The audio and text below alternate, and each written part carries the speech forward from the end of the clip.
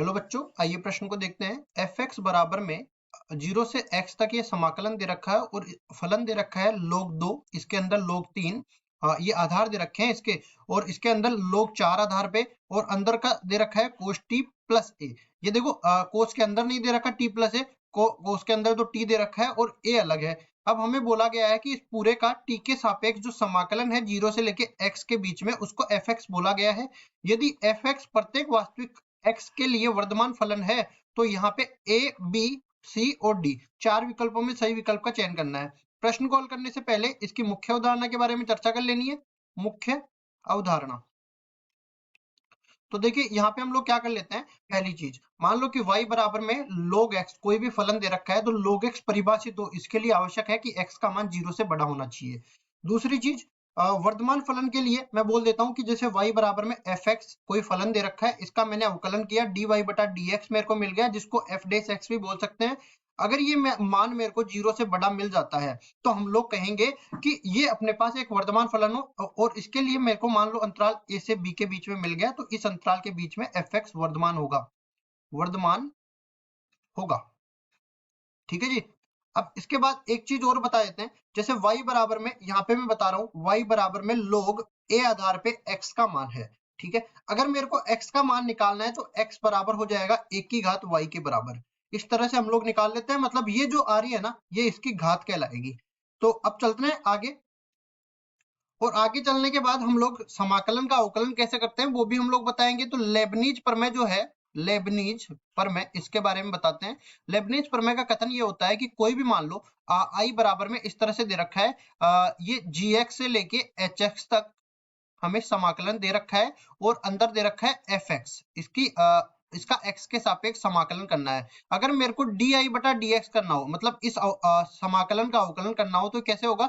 ये f के अंदर देखो ऊपरी सीमा चली जाएगी तो f एच एक्स हो जाएगा, और ऊपरी सीमा का x के सापेक्ष अवकलन हो जाएगा, और इसमें से घट जाएगा, f के अंदर निम्न सीमा जाएगी और निम्न सीमा का यहाँ पे अवकलन हो जाएगा। ये कहती है लेबनीज प्रमेय।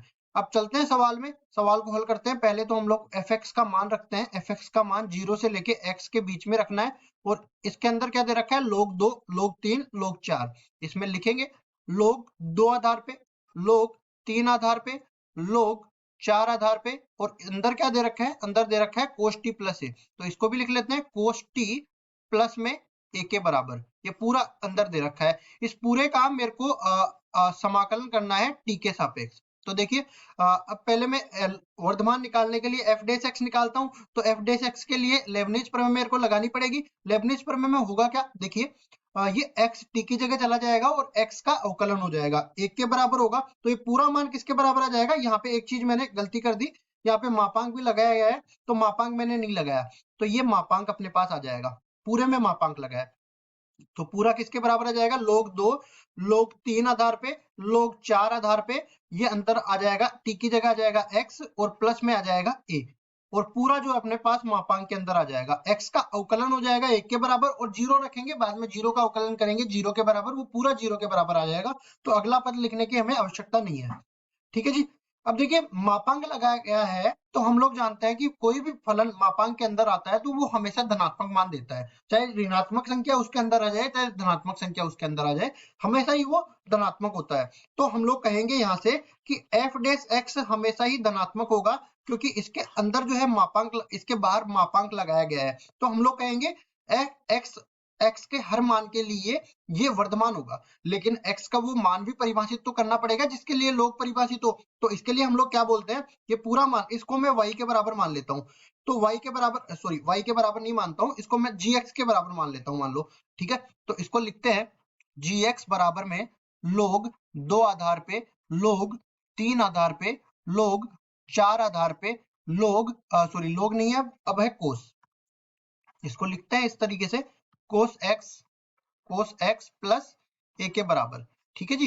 तो देखिए यहाँ पे अपने को एक का अंतराल निकालना है जिसके लिए ये वर्धमान हो। वर्धमान तो हर एक x के हर एक मान के लिए होगा, लेकिन यहाँ पे परिभाषित भी तो करना पड़ेगा।